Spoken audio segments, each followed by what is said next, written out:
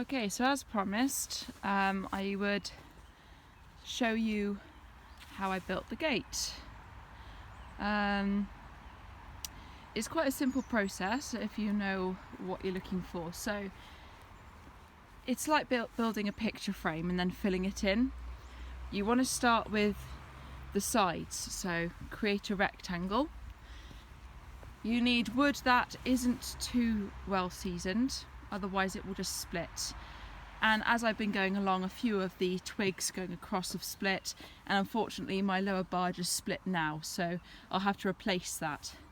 So I started with the edges, and then what I did, I chose branches that if I bent them they're not going to snap. They need to have a little bit of flexibility there still. And I took them across the corners. So this one here was one of the first I put in. So it's all about shoring up the corners first. Okay, and the screws I've been using, the ones that I seem to find don't split the wood and they drive in really easily, are Turbo Golds.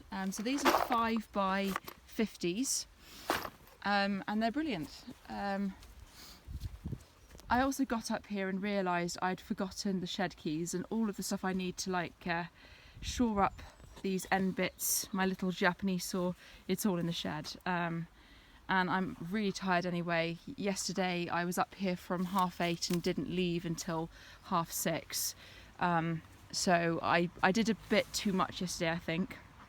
And work like this, you have to be kind to yourself as well. So I just figured I'll just do as much as I possibly can, and I think I've got as far as I can without needing the keys. I have just given the ducks some clean water. Their pond was absolutely full of detritus and lots and lots of feathers, a few leaves. So I've cleaned it out. They've splashed a lot of it out, but they still have some there, so I'm not too concerned. And I've just thrown in one very small handful of mealworms.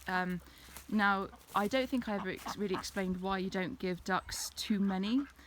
And it's because ducks are very sensitive to protein. If you give them too much, it creates a disease called angelwing, which is where their wing, which is lying flat to their side, grows upwards, so they look a bit like a swan, how a swan sort of displays itself. They shouldn't be like that. They should sit flat to their sides, just like this duck here. So we only give them as a treat. They'd all been sleeping as I came down. They were all lying down together, which was lovely.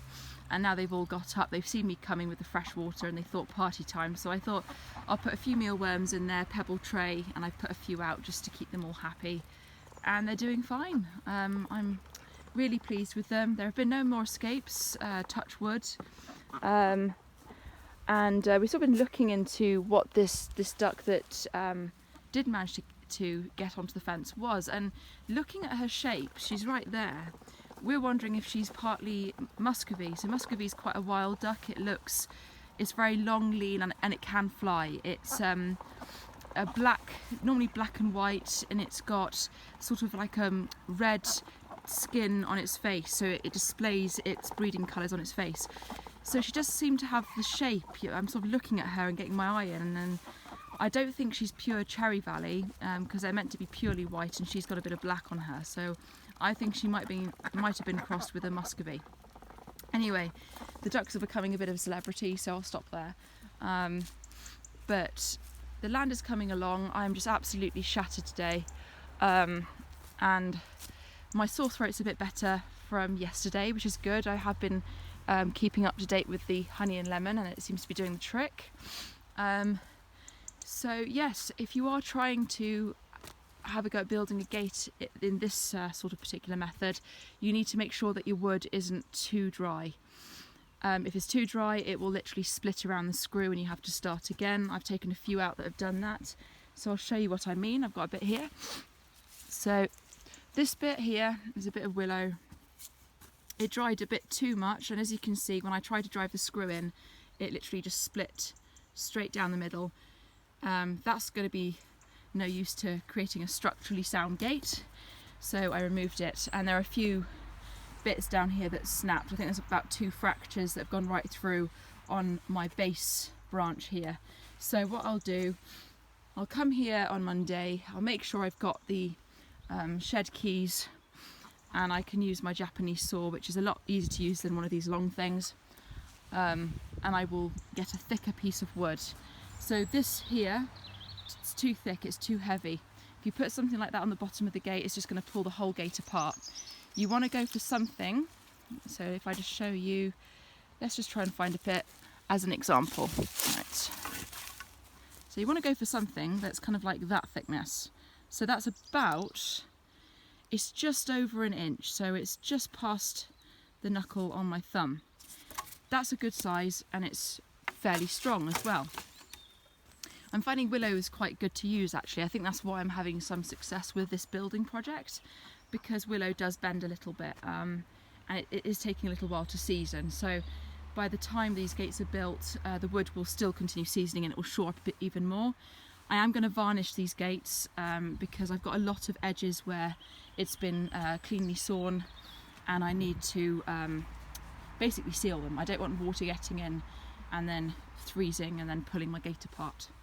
So this one here will be for down there. So it'll be the entrance into our food forest, and it will have the same chicken wire on as this one over here. So that will be the same as that. The only thing that I've got to figure out now with these gates, as lovely as they are hinges. So I'm not sure if I'm going to go for pin hinges. I'm thinking maybe little pins with a ring and you just slot it on. The other idea is I have got thick enough branches that I could perhaps do some very narrow long hinges there to suspend it from. But either way, this one is going to go here.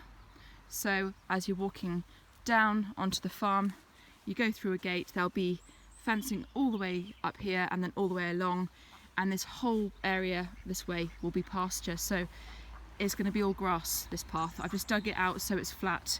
It was getting very slippery and the ground was like that, so coming around the corner you risk twisting an ankle. Our lavender bed, it comes right out underneath here and then carries on all the way down. I will be doing fencing soon, so I'll be knocking in fence posts using a rammer. They're actually tree stakes. Fence posts are often made of telegraph poles. They're a bit too large and very expensive as well, so tree stakes are better. We're going for the larger size tree stakes, and I'll be wiring this all up with chicken wire and all the way around, because eventually once the restrictions lift for small flocks of birds, then we want to free range them, so you're not going to be in there forever. Okay, so as promised, there's the video. I hope you enjoyed, and also please keep an eye out very soon for the Guess That Egg game that we are going to play on our Facebook page. I thought it'd be really fun that people get involved and actually get the chance to name a duck, a goose, or something else, because we are going to have some very strange ones here. So yes, keep following, please share with like-minded people, and if you are interested in getting involved at any point with our project, please do drop us a private message.